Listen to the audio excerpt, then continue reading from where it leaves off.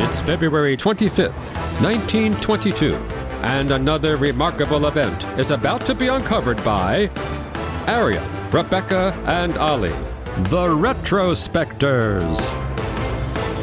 Today I learned that France was still guillotining people until 1977.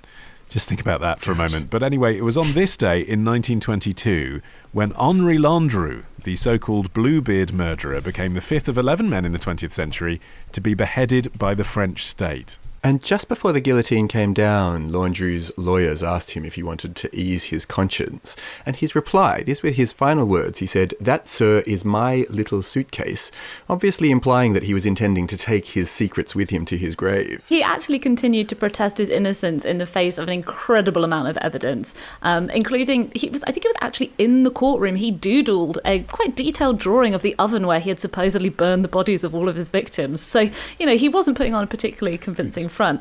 I've got to say, though, the thing that I found most surprising about this whole story was that he was nicknamed Bluebeard after what turns out to not be a pirate.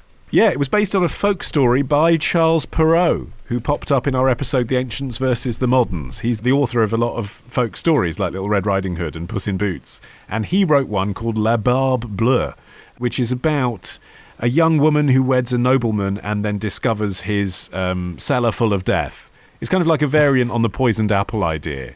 Women, come and live in our house, just don't poke around in our stuff. Yeah, and the reason that it applied particularly to Landru is that he had a scam on that led to a quite prolific serial killing career. He published a small ad in the classified columns of newspapers proposing marriage and pretending to be a rich widower, and some 283 women replied. It was during the First World War. I think that made a huge amount of difference because Henri, when these killings started, he was in his 40s, he was married with 4 children. He'd been to prison a bunch of times. He wasn't physically attractive. He was quite squat. He had like a beard, which I guess contributed to his future nickname, Bluebeard. I just think all of the younger men and the more attractive men were off fighting in World War I, and Landru was sweeping up. At the time of his arrest, he had either met or had romantic correspondence with almost 300 women. And as the scam unfolded, he then proposed that these women should come to his place. He proposed to them, and then he lured his prospective new fiancée to his rented home in Gambé, which is west of Paris, and had them nominate him as the proxy to pocket their savings after their death. He actually had relationships with quite a few of these women, and then he killed them, and it's believed that he then put their bodies into his kitchen stove, and neighbours actually reported foul smells emanating from his place. And there was this other particularly chilling detail that was revealed at the trial, which was that Landru always bought himself a return train ticket to Gambé, but only a one-way ticket for the women that he was bringing down. Ugh. But it was typified even then, even by the prosecution, that his motive for doing this was to take their money. And looked at now, when you sort of just look into the psychology of the man, he was kind of deemed to be very nearly a psychopath earlier in his criminal career, and actually they kind of toned down the diagnosis so that he'd get a prison sentence. And then they kept returning to that, like, oh, no, he's not mad, he's just nearly mad. But looked at now, like, he obviously enjoyed killing women because that was fun for him. It wasn't just that he wanted to take their money. It seems like the money was a bonus. It was a bit of a family affair because he used his son, who was only 14, to help him clear the apartments that belonged to some of the women. He claimed he was a furniture dealer, and actually when police found, his little black book with all his victims in them, he was like, oh no, they're just my furniture selling clients, and that's all there is to it. Just a coincidence that they're all dead all in exactly the same method. But, lots of the women that he seduced weren't wealthy, so it does lead, as you say, to the idea that he actually did get some kind of thrill out of killing. What was the thing that gave him away, though? This would make an excellent mini-series, by the way, because you've got the backdrop of World War I, and it meant that police were really short-staffed and obviously very distracted. There was a lot of movement around the country, so everything was very difficult to keep track of. A lot of furniture being delivered to dead women.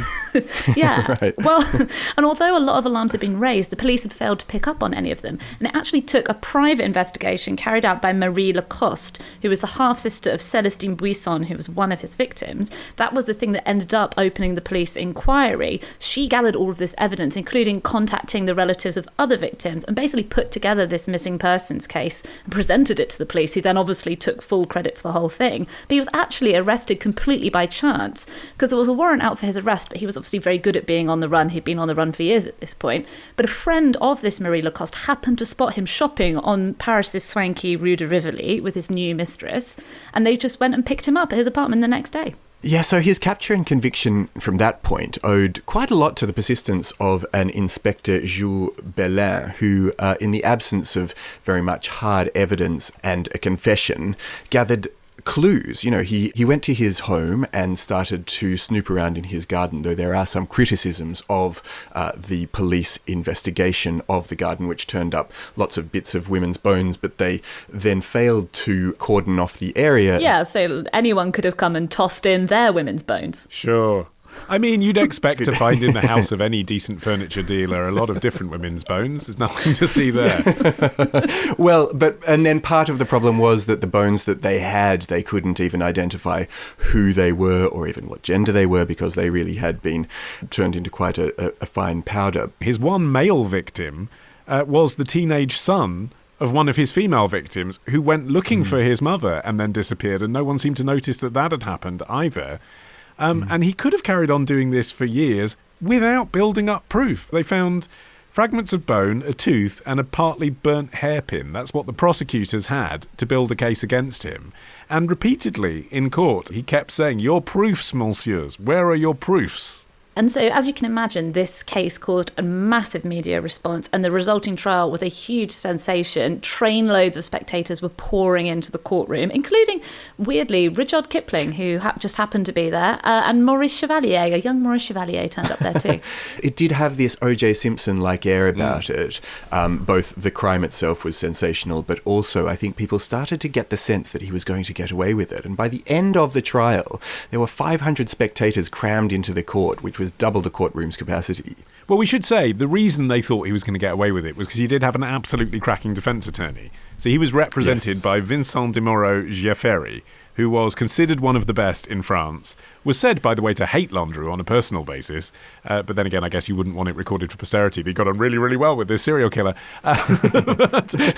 But believed passionately against the death penalty. And he did a good job at pointing out that there really were holes in the case, and kind of deriding a lot of the women who testified against Landru, which is another really unsavoury thing. I mean, here you have this man who clearly hated women, butchered women, killed women in the worst possible way, and then when women were brave enough to come out and say what he'd done in court, the defence attorney, I mean, I know it's his job, but he basically turned the court against them as gossipy people, seamstresses, what do they know?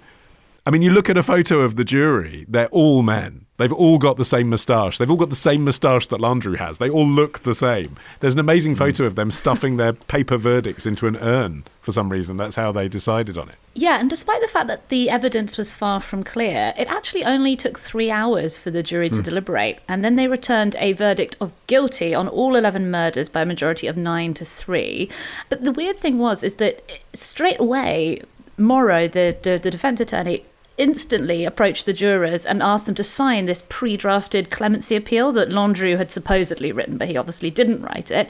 And if Landru himself had agreed, then his sentence would have been commuted to hard labour in prison, but he refused to sign it, maintaining that he was entirely innocent. So he basically signed his own death warrant. And it really was this sort of enduring fascination that emerged out of this whole case, and horrifying as his crimes obviously were, he inspired this bizarre, devoted following in France, and even while he was awaiting trial, several thousand people voted for him as an undeclared candidate in an election.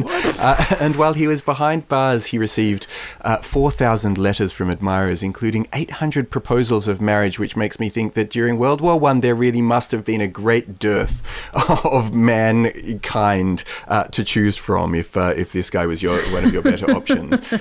Well, I mean, this is a real phenomenon, though, isn't it? Women being attracted to these psychopathic men, like all the serial killers and the school shooters and everything. They have these strange online followings. Yeah. Well, his house at the time was turned into a themed restaurant. Bear in mind, he cooked his victims. Oh my God. You could go to his house and eat in, The canteen Bluebeard, or whatever. Well, speaking of bad taste, Landru's severed head eventually found its way to a museum in Hollywood called the Museum of Death. They at least specify that you're not allowed to take a selfie with his severed head. You can't take a camera in there. So Right. It's a great deal of respect for the dead there, so I wouldn't underplay that. Subscribe on Apple Podcasts or Patreon to hear bonus material from Arion, Rebecca, and Olly, the Retrospectors.